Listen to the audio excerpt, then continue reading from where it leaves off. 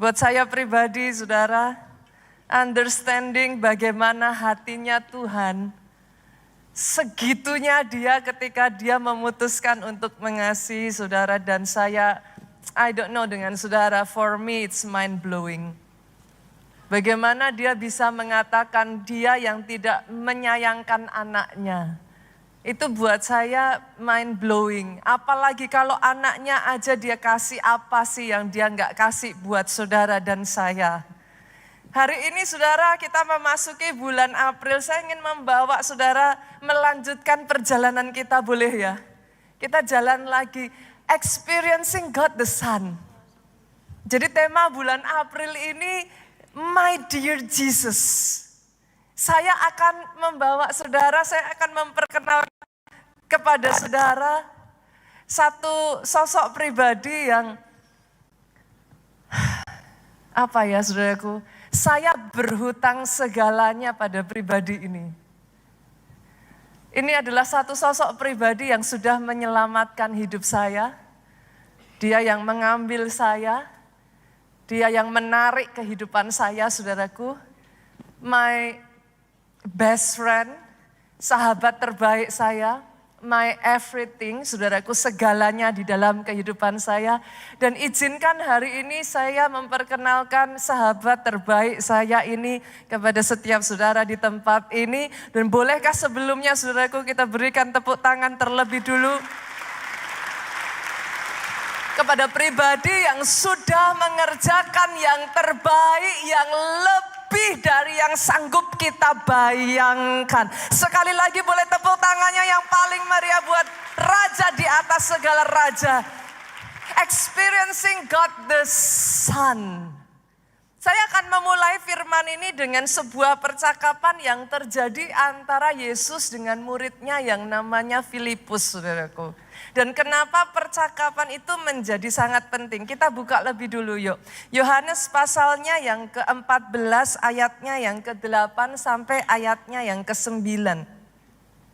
Saya bacakan buat saudara, kata Filipus kepadanya, Tuhan, tunjukkanlah Bapa itu kepada kami. Itu sudah cukup bagi kami. Kata Yesus kepadanya, telah sekian lama aku bersama-sama kamu, Filipus. Sampai di sini nanti saya lanjutkan saudaraku. Kenapa Yesus itu sampai ngomong gini, telah sekian lama aku bersama-sama kamu, Filipus. Saudara harus memahami bahwa konsep guru dengan murid di zaman itu, Pak, beda dengan konsep guru dan murid di zaman sekarang ini, Bu. Kalau zaman sekarang saudara menyekolahkan anak, maka pikiran kita, saudaraku, adalah saudara drop anak saudara pagi hari, nanti siang atau sore saudara jemput anak saudara and that's it. Tetapi konsep guru dengan murid di zaman itu is totally different. Yang namanya guru dengan murid itu mereka tinggal bersama, Pak.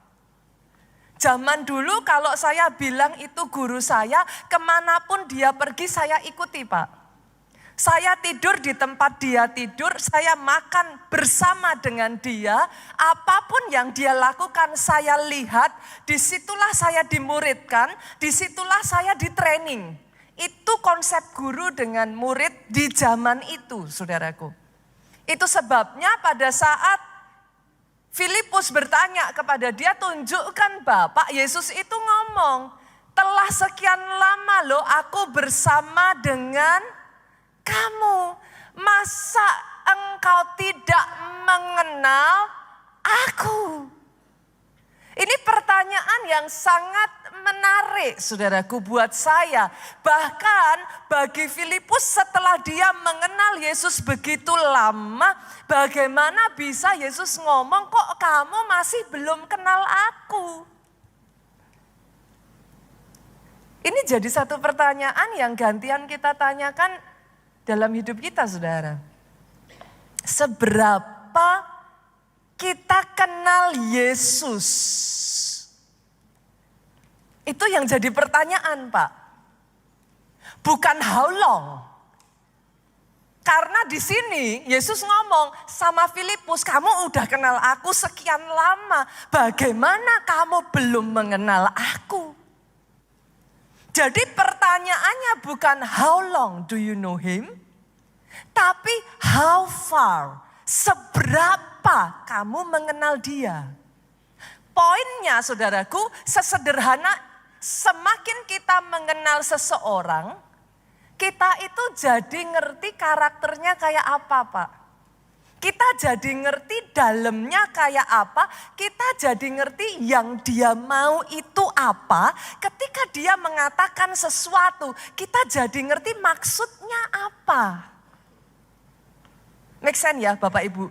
Karena sebuah hubungan itu progresif. Hubungan itu bukan berhenti saudaraku. Hubungan itu terus bertumbuh. Saya menyebutnya sebagai layer dalam hubungan. Ada yang namanya layer-layer dalam hubungan. Kalau saudara mau jujur ya, kita ini dalam kehidupan kita ya saudaraku, kita itu punya wajah yang kita tunjukkan ketika kita bersama banyak orang. Betul ya? Bisa jadi wajah yang kita tunjukkan ketika kita bersama dengan banyak orang itu Pak, beda loh dengan ketika saudara bersama orang-orang dekat saudara. Make sense enggak saudara? It doesn't mean, bukan berarti saudara bermuka dua loh. Enggak. Tapi simply dalam hubungan itu ada layer Pak. Itu berbicara tentang kedalaman hubungannya. Bisa jadi ketika saudara misalkan ya tertarik dengan seseorang, saudara lihat dia di kerumunan orang banyak, dari jauh, saudara akan ngelihat satu sosok yang berbeda. Nanti satu kali saudara pergi bareng, saudara berkesempatan ngelihat dia dari dekat. Pada saat dia bersama dengan orang-orang dekatnya, nanti saudara akan menemukan mungkin sisi yang berbeda dari orang ini. Beda lagi ketika nanti dia bersama dengan pasangannya. Saudara bisa mengerti yang saya maksudkan. Tidak berarti bahwa saudara itu bermuka ganda gitu, bermuka dua. Enggak saudaraku. Tapi itu berbicara tentang layer-layer dalam hubungan. Semakin saudara lama kenal seseorang, setidaknya itu yang diharapkan Yesus, semakin engkau lama kenal. Dalam hal ini Yesus itu menjadi gurunya Filipus, bukan yang ketemu jam 7 pagi sampai jam 3 siang saudaraku. No, every single day dia tidur Filipus lihat, dia makan Filipus lihat. Itu sebabnya Yesus ngomong sama Filipus, kok bisa kamu belum kenal aku? Kalau itu saja terjadi kepada Filipus, bolehkah saya bilang Pak, kayaknya kita perlu evaluasi diri nih. Karena Yesus itu ya saudaraku, dia punya banyak murid, yes.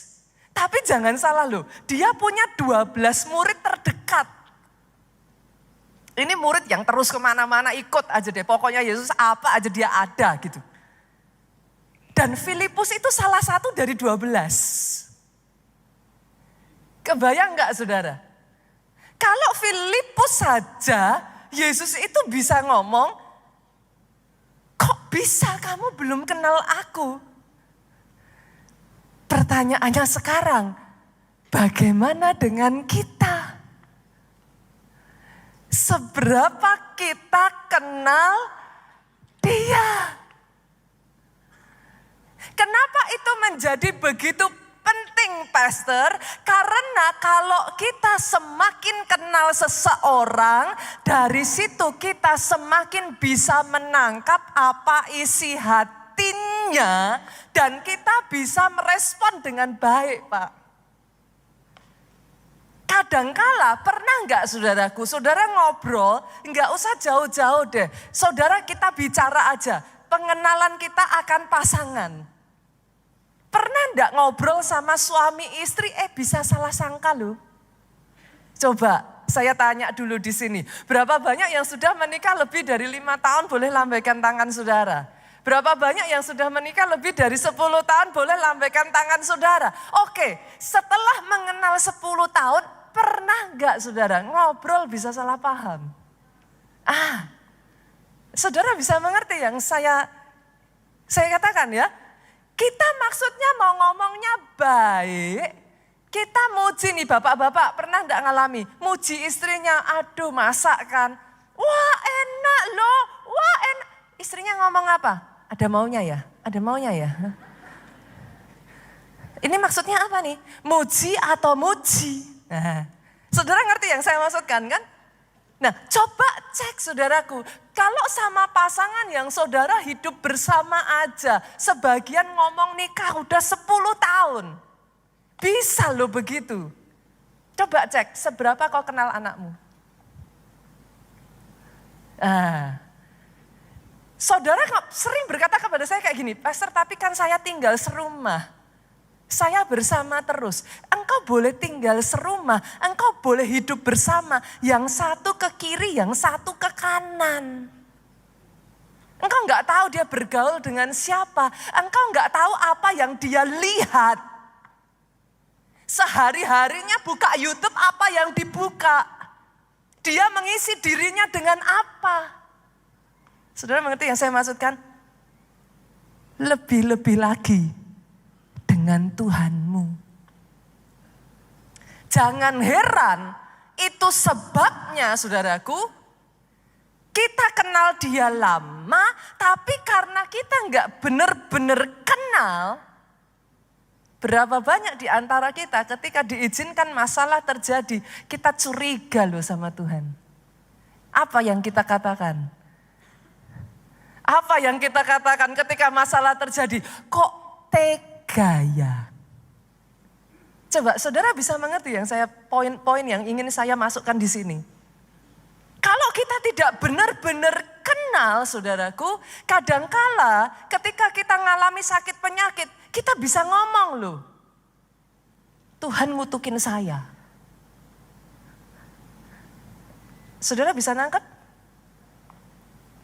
Pastor, kenapa itu menjadi penting? Karena kalau tidak hati-hati di antara titik saudara sekarang ini dengan titik nanti saudara menyelesaikan garis akhir, engkau bisa gugur. Bukan masalah engkau jadi orang Kristen, bukan masalah ke gereja, tapi poin pentingnya seberapa engkau kenal Dia. Yang mengerti aminnya yang paling keras. Yang mengerti aminnya boleh yang paling keras. Nah, boleh beri tepuk tangan yang paling meriah buat Yesus Tuhan kita. Poin pentingnya adalah seberapa engkau kenal Dia. Karena kalau enggak saudaraku, ketika Tuhan izinkan, kita bisa berpikirnya pada saat hal-hal yang kita doakan tidak dijawab. Saudara lihat orang kiri kanan saudara, si A bersaksi, si B bersaksi, saya ngalami mujizat. Apa yang ada di benakmu? Tuhan pilih kasih. Jangan-jangan Tuhan sudah enggak sayang saya lagi.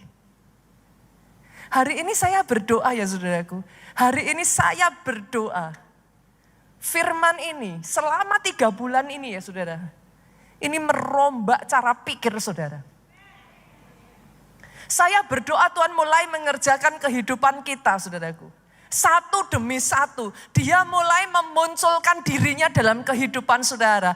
Pengenalanmu akan Dia menjadi semakin dalam. Karena itu yang terjadi dalam kehidupan Saulus. Sebelumnya, Saulus tidak mengenal Yesus. Buktinya apa, Pastor? Kita lihat yuk ayatnya. Kita buka yuk. Kisah Rasul 9 ayatnya yang ketiga sampai 5. Kisah Rasul 9 ayatnya yang ketiga sampai 5. Boleh saya baca ayat 3? Saudara baca ayat 4, ayat 5 kita baca sama-sama ya. Dalam perjalanannya ke Damsyik, ketika ia sudah dekat kota itu, tiba-tiba cahaya memancar dari langit mengelilingi dia. Ayat 4 yuk dengan suara keras 2, 3. Ia rebah ke tanah dan kedengaranlah olehnya suatu suara yang berkata kepadanya, Saulus, Saulus, mengapakah engkau menganiaya aku? Sama-sama 2, 3, jawab Saulus, siapakah engkau Tuhan? Katanya, akulah Yesus yang kau aniaya itu. Dari ayat ini kita bisa mendengar Saulus itu berkata, who are you Lord? Siapakah engkau Tuhan? Bolehkah saya simpulkan berarti selama ini Saulus belum kenal Yesus, Pak? Betul ya? Mungkin dia dengar cerita Yesus dari para imam. Karena minggu lalu kan kita sudah belajar saudaraku. Cerita itu ditwist. Ada penjaga-penjaga yang memang dibayar untuk memutarbalikkan cerita. Mungkin Saulus mendengar dari sesama koleganya. Karena tidak mengenal Yesus, Saulus begitu benci sama Yesus, Pak. Begitu bencinya Saulus sama Yesus sampai-sampai dia mengambil keputusan, dia aniaya murid Yesus. Saudara bisa ngelihat apa yang terjadi ketika kita tidak sungguh-sungguh mengenal Tuhan kita. Kita jadi salah sangka loh, Bu. Dari salah sangka kita salah respon. Dari salah respon sama-sama maksudnya baik kita salah akhirnya negative thinking. Dari negative thinking kalau nggak hati-hati suami istri aja bisa berujung pertengkaran. Saulus karena dia tidak mengenal Yesus dia salah pikir. Dia pikir Yesus itu jahat, dia pikir Yesus itu nggak benar, dia pikir Yesus itu sesat. Itu sebabnya dia aniaya murid-murid Yesus. Kita ngelihat apa yang Saulus lakukan dan kita berkata, Pastor, setidaknya saya nggak begitu. Yakin saudara? What do you mean Pastor? Apakah Pastor pikir saya menganiaya Yesus? Saya menjahati Yesus? Coba saudara. Coba kita renungkan ya. Berapa banyak gara-gara kita tidak benar-benar kenal hatinya Yesus, Tuhan kasih perintah jauhi dosa. Berapa banyak orang di luar sana berpikirnya apa? Tuhan jahat, merampas kemerdekaan saya. Jadi orang Kristen tuh gak enak.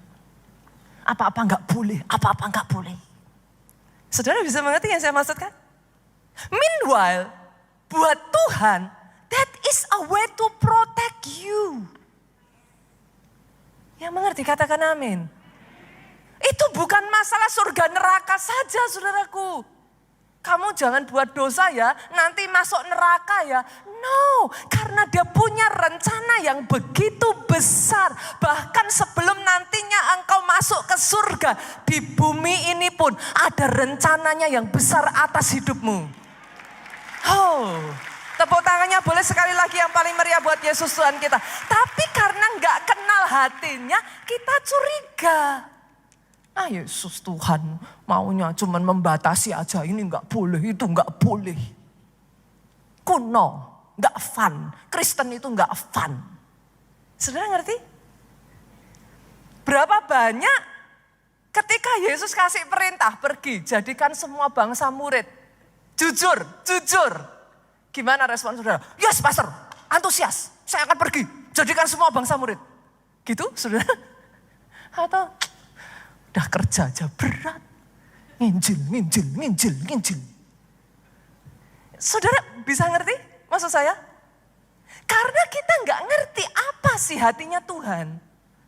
Akhirnya sama-sama Tuhan kasih satu perintah yang tujuannya itu adalah justru kebaikan. Ini ya saudara, saya kasih lagi nih ya.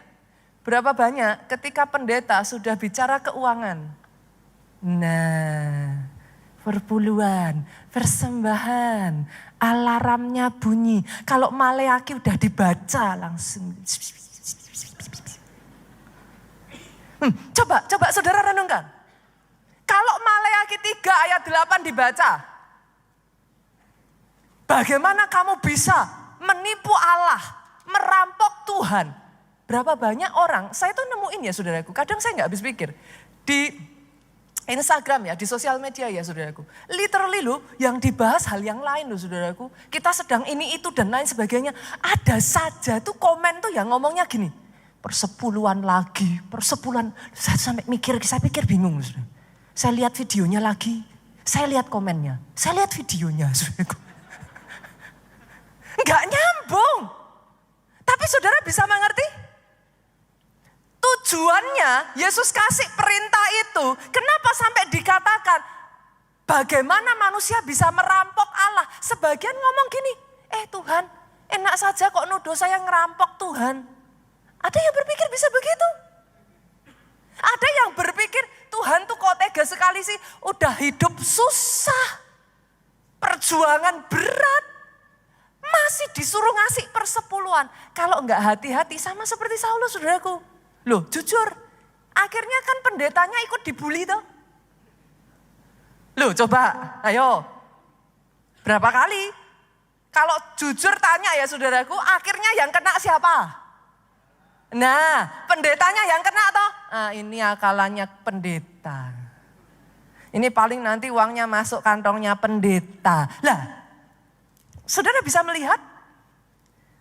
Karena tidak mengenal, padahal buat Tuhan ketika dia mengatakan demikian, hatinya adalah all for you. Ketika dia berkata engkau merampok aku, bukan ngambil uangnya Tuhan, no. Tapi Tuhan itu terikat pada perjanjiannya. Ketika kita memilih untuk keluar dari perjanjian itu, sebuah perjanjian itu dua belah pihak. Satu pihak tidak melakukan bagiannya, maka dengan sendirinya perjanjian itu batal. Saya berdoa ya saudaraku, I wish hari ini ya, saudara bisa melihat, saudara mengenal, mengalami dia secara pribadi.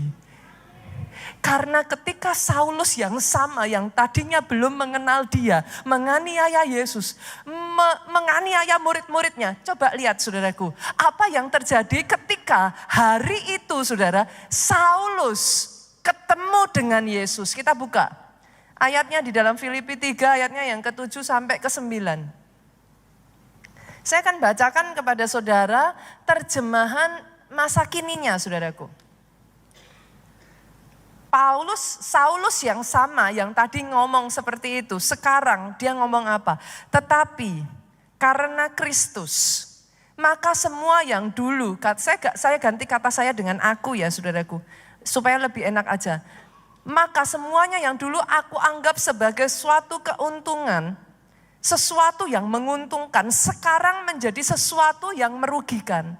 Bukan saja hal-hal tersebut, tetapi malah segala sesuatu aku anggap sebagai hal-hal yang hanya merugikan saja. Yang aku miliki sekarang ini adalah lebih berharga, yaitu mengenal Kristus Yesus Tuhanku. Karena Kristus, maka aku sudah melepas segalanya. Aku menganggap semua itu sampah saja, supaya aku bisa mendapat Kristus. Saudara melihat betapa besarnya perubahan yang terjadi? Kenapa saudara? Sekarang, Saulus matanya terbuka. Ada momen di mana mata Saulus itu dibutakan secara jasmani. Tapi di saat itulah saudaraku, mata rohnya terbuka. Dia melihat betapa ajaibnya, betapa dahsyatnya, baiknya, luar biasanya Kristus dalam hidupnya. Hari ini saya berdoa saudaraku. Setiap layer-layer, selubung yang selama ini menutup dalam kehidupan saudara dibukakan. Di dalam nama Yesus, setiap kecurigaan, setiap kekecewaan, di dalam nama Yesus, kesalahpahaman dihancurkan. Sampai di satu titik ya saudara, layer demi layer itu terbuka. Now you can see Him. Nah, saya akan masuk pada poin utama saya nih sekarang. Pertanyaannya, setelah layer-layer itu terbuka, who is He? Siapa dia? Siapa Yesus? Hari ini saya akan membagikan 2 poin saja saudaraku. Tapi honestly ya saudara, saya percaya khotbah-khotbah yang seperti ini, itu khotbah-khotbah yang sangat penting untuk pertumbuhan rohani seseorang. Who is he? Dua hal saudaraku. Yang pertama saudara, he is the Messiah. Dia itu Mesias, Yesus adalah sang Mesias. Kita buka Lukas pasalnya yang ke-9. Lukas pasalnya yang ke-9 ayatnya yang ke-18 sampai ayatnya yang ke-20. Yang sudah ketemu boleh katakan amin. 18 saya bacakan, 19 bantu saya ya saudara. 20 kita baca sama-sama. Pada suatu kali ketika Yesus berdoa seorang diri, datanglah murid-muridnya kepadanya. Lalu ia bertanya kepada mereka, kata orang banyak, siapakah aku ini? 19 yuk dengan suara keras, 23. Jawab mereka, Yohanes Pembaptis. Ada juga yang mengatakan Elia.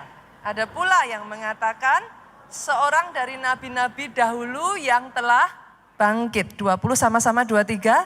Yesus bertanya kepada mereka, menurut kamu, jawab Petrus, menurut kamu siapakah aku gini? Saudaraku, ini adalah pertanyaan yang jarang ditanyakan. Kenapa? Karena sekarang saudara sudah jadi orang Kristen. Tapi kalau hari ini pertanyaan ini ditanyakan kepada saudara, orang luar menganggap dia sebagai nabi. Ada yang menyebut dia guru, ada yang menyebut dia mungkin tokoh berpengaruh di zamannya. Tapi kalau hari ini Yesus berdiri di depan saudara dan dia bertanya, menurutmu siapa aku? Saya nggak tahu apa yang jadi jawaban saudara. Karena hari-hari ini ada loh yang bahkan imannya goyah. Ketika pertanyaan ini ditanyakan, saudara tidak lagi bisa menjawab. Saudara hanya bisa terdiam dan saudara berkata, Pastor, to be honest, I don't know. Saya nggak tahu. Ini pertanyaan yang Yesus tanyakan, menurutmu siapa aku ini? Dan amazingnya hari itu, Petrus menjawab satu jawaban yang sangat luar biasa. Engkau Mesias yang dari Allah. Saudara tahukah saudara, kata Mesias itu adalah bahasa Ibrani. Yang punya arti yang sama kalau di dalam bahasa Yunaninya Kristus. Jadi ketika saudara berkata Yesus Kristus, itu sama seperti saudara itu ngomong Jesus the Messiah. Artinya Yesus Kristus itu adalah kata Kristus. Itu berarti yang diurapi. Kata yang diurapi itu berarti yang di-assign. Yang ditugaskan, yang diberikan mandat. Yesus Kristus adalah dia yang diurapi untuk menyelamatkan umat manusia. Sampai di situ saya yakin kita bersama tahu ya saudaraku. Itu adalah satu hal yang ya mungkin sebagian dari saudara, sebagian belum pernah mendengar, tapi most of you, sebagian besar dari saudara sudah pernah mendengar hal ini. Pertanyaannya saudaraku, bagaimana Yesus bisa disebut the Messiah? Ini yang gak banyak orang memahami saudara. Tahukah saudara, Yesus diberikan gelar ataupun sebutan the Messiah itu bukan klaim kosong loh saudara. Buat sebagian dari saudara yang pastor pokoknya saya percaya saja. Saya orang Kristen, masa enggak percaya Yesus juru selamat? Kalau saya tanya, kenapa kau percaya dia itu juru selamat? Harus ada reasonnya dong saudara. Kalau enggak setiap orang berhak ngomong, I am the Messiah. Kenapa Yesus layak disebut sebagai the Messiah? Harus ada reasonnya. Klaimnya enggak boleh klaim kosong. Dan hari ini saya mau membagikan kepada saudara, proudly saudaraku, happily, joyfully, saya ingin membagikan kepada saudara alasan kenapa dia disebut Mesias. Sekian minggu yang lalu saudara, kalau saudara masih ingat saya membagikan tentang Alkitab. Kita berbicara tentang Alkitab kita ya. Bagaimana Alkitab itu ditulis oleh lebih dari 40 orang yang berbeda Pak. Berasal dari benua yang berbeda-beda.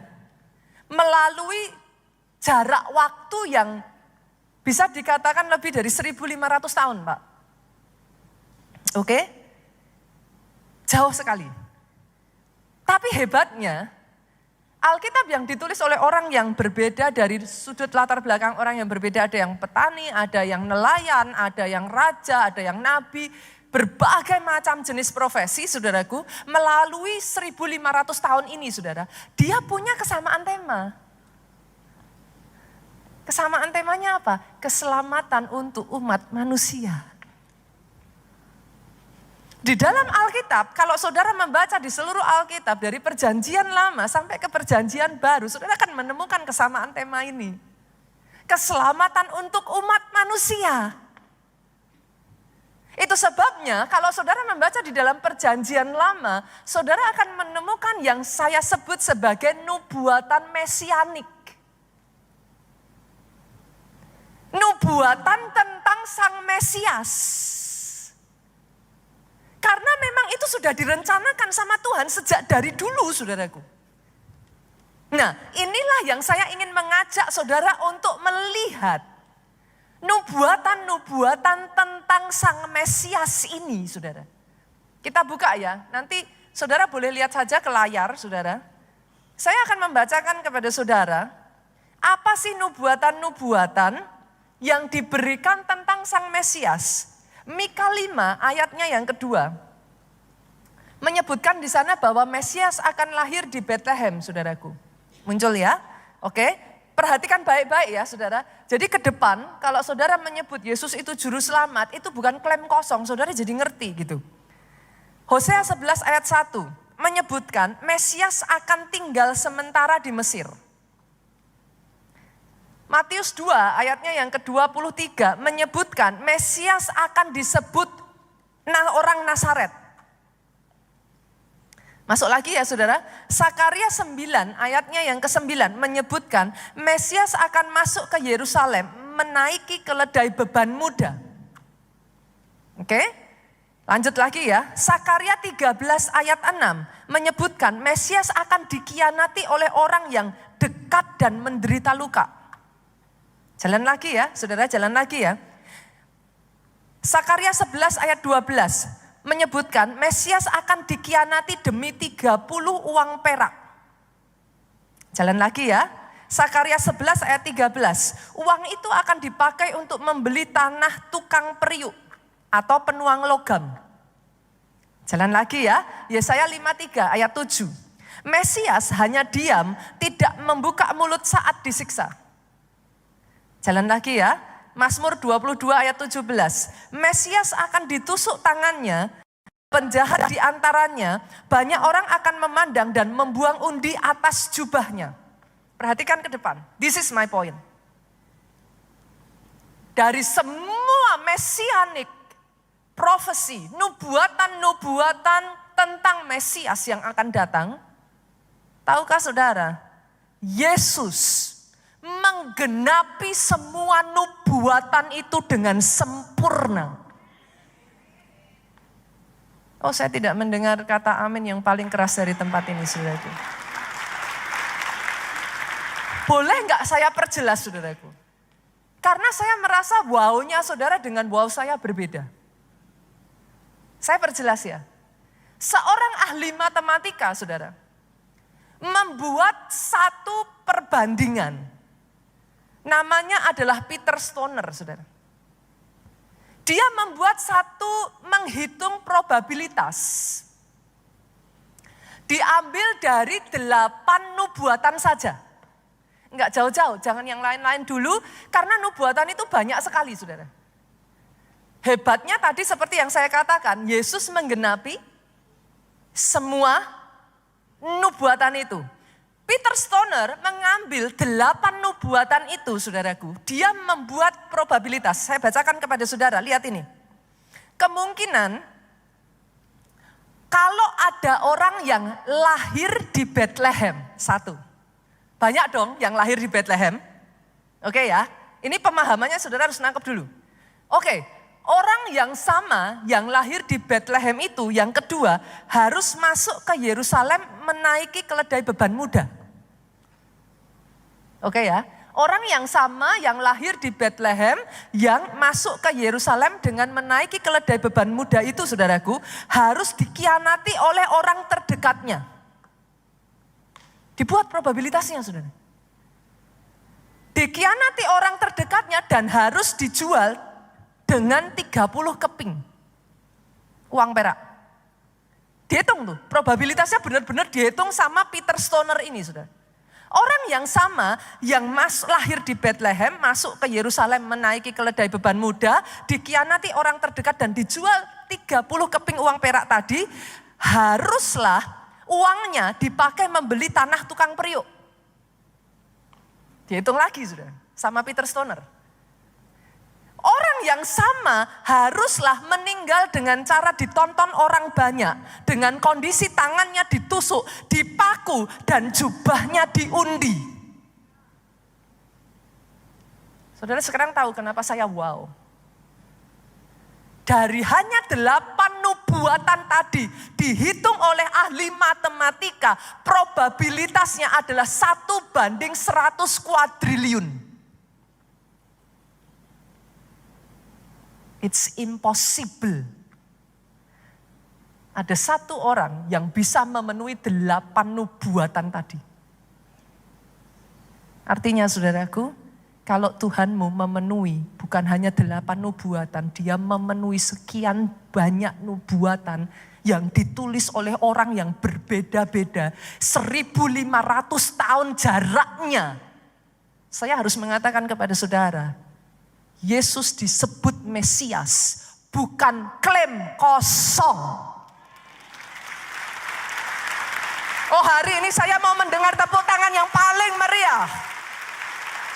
Buat pribadi yang engkau sebut sebagai juru selamat. Engkau tidak menyebut dia juru selamat karena omong kosong. Satu demi satu ya saudaraku. Nubuatan yang ditulis selama 1.500 tentang Mesias tergenapi di dalam pribadi Yesus. Oh. Pastor, why it's so important? Karena kalau saudara tidak bisa melihat itu ya saudaraku. Orang yang sama bisa pass by di depan saudara dan saudara akan miss. Itu yang terjadi beribu-ribu tahun yang lalu. Yesus yang sama hidup di tengah-tengah mereka dan banyak orang melewatkan.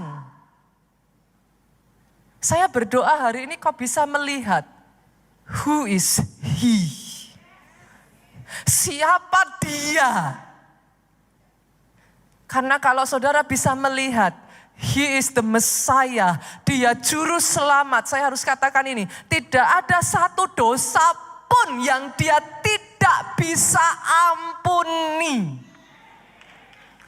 Oh, come on. Buat saudara yang hari ini kau berkata, pastor, apakah saya layak pastor? Engkau yang terus dihantui masa lalu saudara, pakai kebenaran yang saya bagikan kepada saudara. Berbicara kepada iblis, katakan kepada masa lalumu, it is finished. Sudah dibayar lunas. Oh come on, tepuk tangannya boleh yang paling meriah buat raja di atas segala raja. Dia Mesias, bukan klaim kosong. The next time saudara berbicara Yesus, the next time ada orang yang berkata kepada saudara, dia hanya sekedar nabi. The next time orang berkata kepada saudara, engkau hanya dibohongi. You have the answer. Dan izinkan saya membagikan kepada saudara kebenaran yang kedua, who is he? Saya harus mengatakan ini kepada saudara. Dia 100% manusia, saudaraku. Dan dia 100% Allah. Kebenaran ini banyak orang yang tidak bisa menerima dengan begitu saja, saudaraku. Understanding bagaimana seseorang itu bisa 100% manusia dan 100% Allah itu something yang beyond belief. Itu mind blowing, sesuatu yang kayak susah untuk dipercaya. Tapi tahukah saudara, kenapa kebenaran bahwa Yesus itu 100% manusia dan dia 100% Allah itu begitu penting? Saudara harus nangkep dulu. Saudara harus bisa menarik garisnya dulu. Perhatikan ini saudara. Karena kalau dia hanya 100% manusia saja, maka dia tidak kompeten disebut Mesias. Kok bisa? Roma 3 ayat 23 mengatakan, semua manusia sudah berbuat dosa. Saudara dan saya seharusnya tinggal di Indonesia, saudara familiar dengan konsep penebusan loh. Karena saudara sepupu kita masih melakukannya. Zaman dulu saudara, kalau orang berbuat salah, supaya dia bisa dibenarkan, dia harus mengorbankan satu korban, supaya itu bisa menghapus kesalahannya. Yang gak banyak diketahui orang, dan sekarang ini sudah semakin degradasi. Di zaman itu aturannya saudaraku, korban yang dikorbankan itu gak boleh sembarangan korban loh saudara. Dia harus dibesarkan dari tangan saudara. Saudara ngorbanin sapi tetangga mah gampang. Saudara mengerti yang saya maksudkan? Bagaimana kalau anjing yang tidur bersama dengan saudara, makan dari tanganmu, dia meluk engkau, pada saat engkau nangis dia ada bersama dengan engkau, that's a different story. Saudara mengerti yang saya maksudkan di sini? Itu sebabnya kenapa nggak boleh sembarangan. Korban itu punya kedekatan dengan saudara. Kebayang nggak tuh anjing yang sudah begitu, saudaraku, ini kan anjing nggak dikorbankan saudara zaman itu. Tapi katakanlah itu domba, saudara harus tahu kedekatan gembala dengan dombanya pada saat itu ngeri loh saudara. Bahkan sampai di satu titik gembala bisa membedakan loh suara dombanya. Oh siapalah saudaraku, si A gitu kan, nanti saya salah saudara nyebut nama saudara. Misalkan mbaknya agak ngebas, mbak, oh si B gitu kan. Kedekatannya tuh sampai seperti itu saudara. Kebayang nggak ketika saudara mengorbankan itu harus dipotong dari tangan saudara lu. Itu konsep penebusan saudara. Dan saudara harus tahu bahwa binatang yang dibawa untuk penebusan haruslah blameless. Tidak bercacat celah. Kalau Yesus 100% manusia saja, Roma 3 ayat 23 membatalkan itu saudara. Enggak bisa. Manusia semua sudah jatuh dalam dosa Pak. Artinya Yesus sebagai 100% manusia, dia tidak bisa menjadi Mesias. Bolehkah saya katakan kepada saudara, kabar baiknya dia 100% Allah. Tapi saudaraku, jadi menyenangkan. Kalau dia 100% Allah, dia juga nggak bisa jadi Mesias. Dia nggak memenuhi syarat. Kenapa? Karena kalau dia 100% Allah, dia nggak boleh menggantikan posisi saudara sebagai manusia. It's not fair. Saudara mengerti yang saya maksudkan? Disitulah saya bawa kabar baik lagi. Dia 100% manusia. Saudara bisa melihat bagaimana rencananya Tuhan untuk penebusan saudara dan saya. Itu amazing. Kenapa Yesus harus turun ke dunia jadi manusia? Saudara sekarang tahu the reason. Karena kalau dia hanya 100% manusia, dia tidak bisa menjadi Mesias. Sebaliknya, kalau dia 100% Allah, dia juga tidak bisa menjadi Mesias.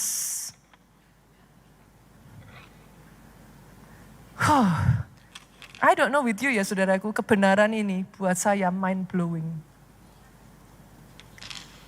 Sejak momen di mana Adam jatuh di dalam dosa, dia sudah merencanakan itu satu persatu dengan teliti. Dia menuntun satu demi satu dengan teliti. Ribuan tahun dia kirim nabi-nabinya, dia kirim utusannya, dia kirim nabi-nabinya untuk menubuatkan, dan semuanya itu ditemukan dalam pribadi Yesus. Oh, tepuk tangan sekali lagi.